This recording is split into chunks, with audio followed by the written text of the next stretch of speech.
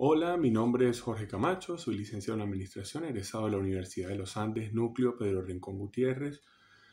Actualmente me encuentro cursando estudios de especialización en tributos internos en la Universidad de los Andes, Mérida, al igual que me encuentro cursando estudios en la carrera de Derecho en el Instituto de Estudios Superiores y Posgrado IESIP.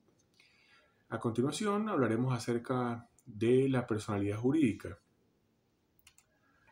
Bien, si bien es cierto que la muerte es el medio de extinción por excelencia de la personalidad jurídica, no es menos cierto que vamos a hacer un breve repaso, un breve resumen de lo que es el inicio de la obtención de la personalidad jurídica. Así encontramos en la doctrina diferentes teorías acerca del comienzo de la personalidad jurídica del ser humano. Encontramos la teoría de concepción, la teoría de vitalidad, la teoría de la viabilidad, la teoría de la figura humana y la teoría ecléptica. En búsqueda de hacer este video lo más corto y explícito posible, pues me detendré un poco en la teoría ecléptica, trayéndola al contexto venezolano. Ya veremos por qué. Así tenemos que la teoría ecléptica, en esta postura doctrinaria, combina las teorías de la concepción y del nacimiento. Sostienen los europeos, que fueron los generadores o creadores de esta teoría, que la personalidad del ser humano comienza con su nacimiento, pero cuando se trate de sus intereses, el no nacido, es decir, el concebido, se tendrá como nacido. Hablemos acerca de por qué esta teoría ecléptica y por qué la nombramos. Y es con respecto a la posición del derecho venezolano, pues en su artículo 17 del Código Civil expresa que el feto se tendrá como nacido cuando se trate de su bien, y para que sea reputado como persona basta que haya nacido vivo. Para que podamos comprender un poco más acerca de esta teoría ecléptica y su fundamentación en nuestro derecho venezolano, podemos traer a colación un ejemplo básico, un matrimonio, el cual producto de su amor tiene un hijo de 7 u 8 años, y adicionalmente la esposa se encuentra embarazada en estado de gestación de 2 meses.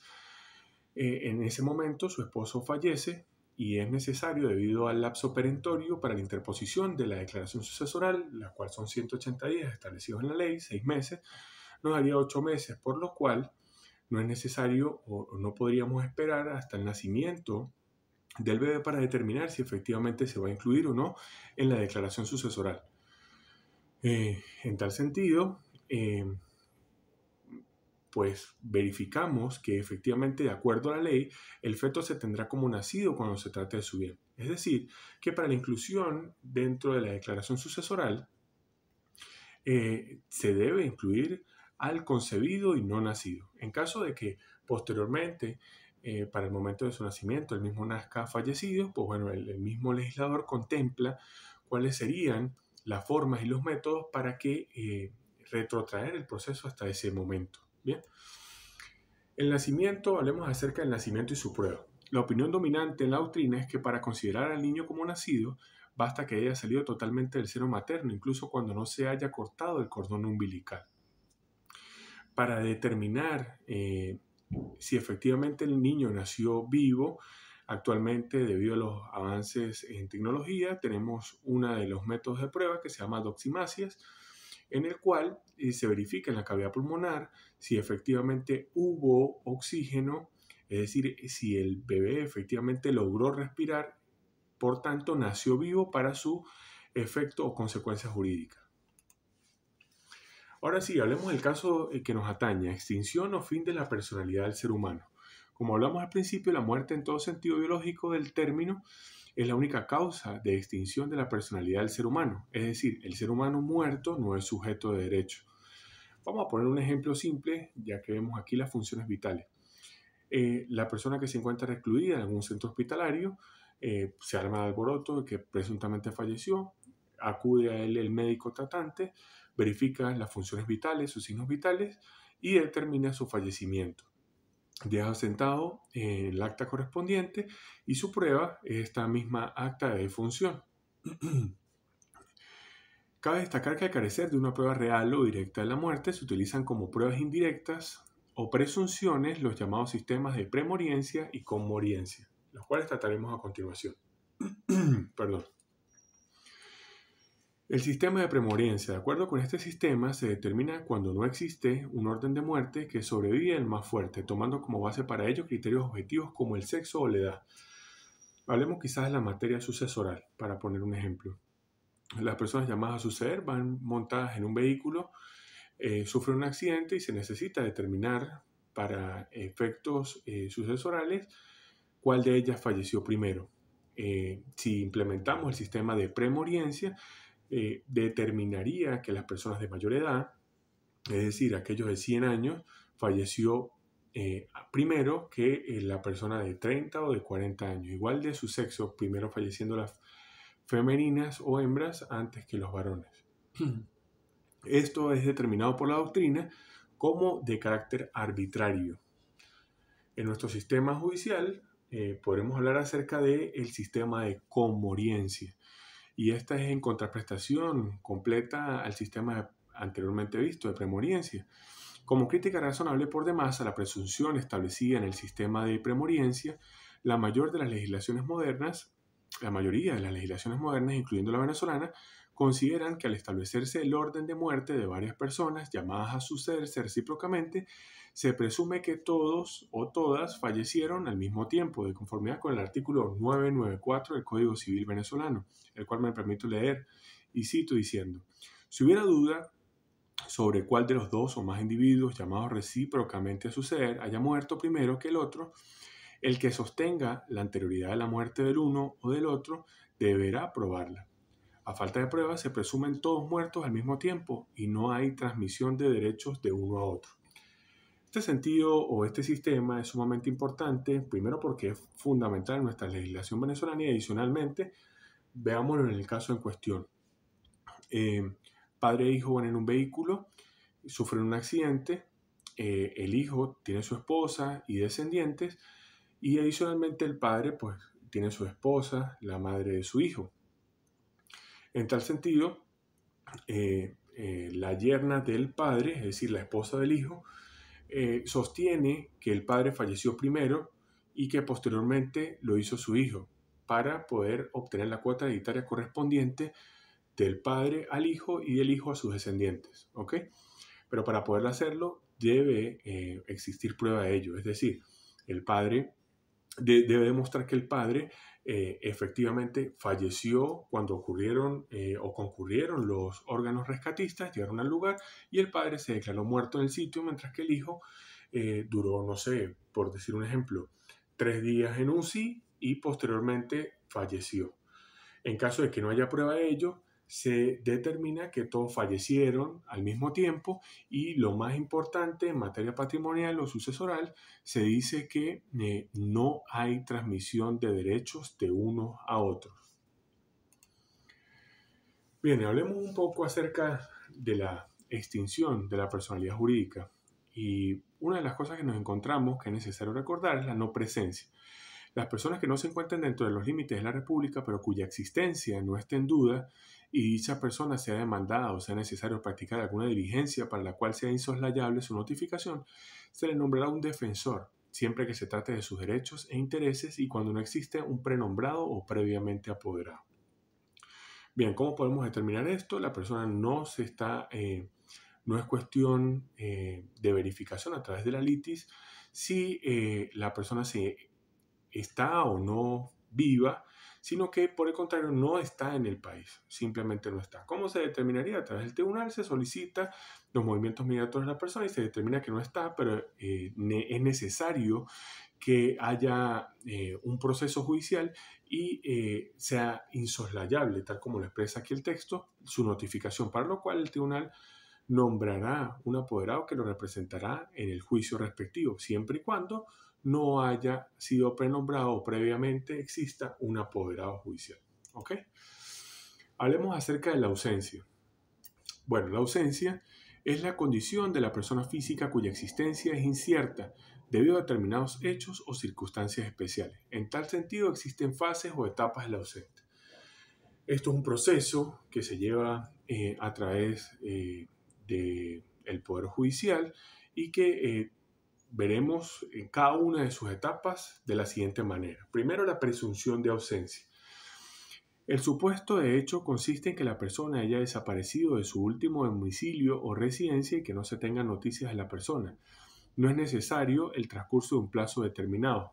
Todo esto de conformidad con el 419 del Código Civil venezolano. En caso de que el ausente no hubiera dejado apoderado, el juez procederá a nombrarle representante prefiriendo, salvo circunstancias especiales, al cónyuge del ausente. Entonces, bueno, la persona simplemente desapareció de su hogar, no se tienen noticias de él y sin que transcurra un plazo determinado, pues inicia el proceso ante el juzgado de la presunción de ausencia. En caso de que no tenga un apoderado, pues por preferencia, salvo circunstancias muy especiales, se llama al cónyuge a que represente los intereses de su esposo o esposa. La ausencia declarada judicialmente, o también denominada declaración de ausencia como tal, en caso de que la ausencia se prolongue por el tiempo de 2 o 3 años, de conformidad con el artículo 421 del Código Civil, se abre la posibilidad de pasar a la segunda fase de la ausencia. En esta segunda etapa se pretende equilibrar los intereses del ausente con los intereses de todos aquellos que tuvieran un derecho en caso de muerte del ausente. Una vez solicitada la declaración de ausencia acordada por el tribunal, surgirán efectos básicamente de contenido patrimonial. En tal sentido, el tribunal, a solicitud de parte legitimada, procederá a poner en manos de determinadas personas los bienes provisoriamente del ausente. Entonces, una vez existe la presunción de ausencia, se pasa al siguiente paso. Una vez culminado el lapso que establece el Código Civil del 421 de 2 a 3 años, en el cual, pues, a través de una sentencia mero declarativa, el tribunal entregará la posesión de manera provisoria de los bienes del ausente a todas aquellas personas que hayan sido legitimadas a través del juicio, es decir, que tengan un interés directo, personal y directo en el juicio en cuestión. Cabe destacar que para que esto se lleve a cabo debe existir un inventario de todos los bienes, visto que las consecuencias jurídicas principalmente son de contenido, o básicamente son de contenido patrimonial. Se realiza un inventario y también un evalúo tanto de las condiciones en las cuales se encuentra el bien, también de su valor. ¿Ok? Esta posesión se realiza de manera provisional, cabe destacar, puesto que en caso de que el ausente vuelva o dé señales de existencia, deberán ser restituidos al mismo, con las rentas e intereses que de esos bienes se hayan derivado. Un ejemplo claro, del cual pues yo he podido ser testigo, es una científica, una persona ligada al sector científico de la zona de Mérida, se trasladaba para realizar estudios en una avioneta. La avioneta se estrelló, sufrió un accidente y ante la ausencia de la persona se empezó con el trámite legal correspondiente del que estamos hablando, de la presunción de ausencia y luego de la ausencia declarada judicialmente por el tribunal. Pero luego de un tiempo, no recuerdo en este momento cuánto, un tiempo prudencial, resulta que otros científicos estaban en una zona boscosa y se consiguieron con una tribu indígena. ¿Y cuál sería su sorpresa? Que una de las personas que estaba cohabitando con ellos era esta científica desaparecida algún tiempo. La reconocieron, la llevaron de nuevo a la civilización y tal como lo establece el 431 del Código Civil, pues se restablecieron todos sus derechos sobre los bienes. Ahora hablemos acerca de la presunción de muerte. Luego la declaración judicial de presunción de muerte contempla dos supuestos, es decir, para que al final del proceso el tribunal declare que efectivamente hay una presunción de muerte por parte del causante, deben haber dos supuestos, pueden ocurrir cualquiera de los dos. La primera es haber transcurrido 10 años de la declaratoria judicial de ausencia, la que vimos anteriormente, sin que hubiera tenido noticias del ausente. Y la segunda, haber transcurrido 100 años desde el nacimiento de la persona ausente y sin tener noticias de su ausencia. Cabe destacar que no requiere en este supuesto una prueba previa o una previa declaración de ausencia por parte del tribunal. Bueno, en el caso de que sea declarada la presunción de muerte, el juez acordará la posesión definitiva de los bienes del presunto muerto en manos de sus herederos, cesando todas las garantías que se hubiera impuesto sobre los mismos. Con esta posesión definitiva se abre la posibilidad de partición y libre disposición de los mismos, de acuerdo al artículo 435 del Código Civil. Es decir, que una vez se declara en esta sentencia la presunción de muerte, se abre el lapso para la interposición de la declaración sucesoral, es decir, se abre la sucesión. Bueno, hablemos ya casi para finalizar acerca de la presunción de muerte por accidente. Y esto es si una persona se ha encontrado en un naufragio, incendio, terremoto, guerra u otro siniestro semejante y a raíz de este no se ha tenido noticias de su existencia, se presume que ha muerto. Esta presunción será declarada por el juez de primera instancia del domicilio a petición de cualquier presunto heredero ab intestato o testamentario, o de cualquiera que tenga acciones eventuales que dependan de la muerte de aquella persona previa comprobación de los hechos de conformidad con el artículo 438 del Código Civil. El ejemplo claro de esto, la situación que vimos inundó las redes sociales acerca de esta familia que estaba en la playa y partieron hacia una de las islas conocidas de Venezuela en lancha, sufriendo un aparatoso accidente.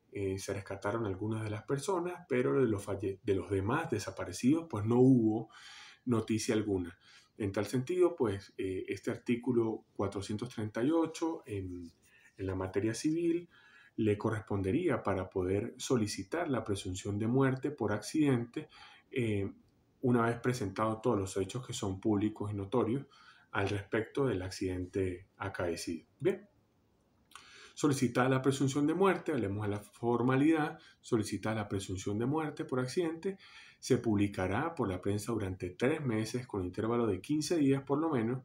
Pasado dicho periodo, se procederá a la evacuación de las pruebas y a la declaración consiguiente, ordenando la posesión provisional de los bienes por un tiempo de 3 años y vencido el lapso surtirá los mismos efectos de la declaración judicial de muerte. Es decir, que se hace la solicitud, luego debe ser publicada en la prensa de carácter nacional por 3 meses, con intervalos de 15 días por lo menos, luego se aperturará a la evacuación de las pruebas y las declaraciones correspondientes, lo cual ordenará el tribunal, el juzgado, el juez, otorgará la posesión provisional de los bienes por un tiempo de 3 años. Vencido este lapso, pues tendrá las mismas consecuencias jurídicas que la declaración judicial de muerte, es decir, que vencido el lapso, se hace el tiempo, la apertura para realizar la declaración sucesoral correspondiente. Entonces, bueno, esto ha sido toda la exposición acerca de la personalidad jurídica, desde sus inicios, desde cómo se obtiene la personalidad jurídica, hasta la pérdida de la misma por las circunstancias aquí establecidas en esta pequeña exposición. Les agradezco mucho por visitar, por prestar atención durante toda la exposición. Muchísimas gracias.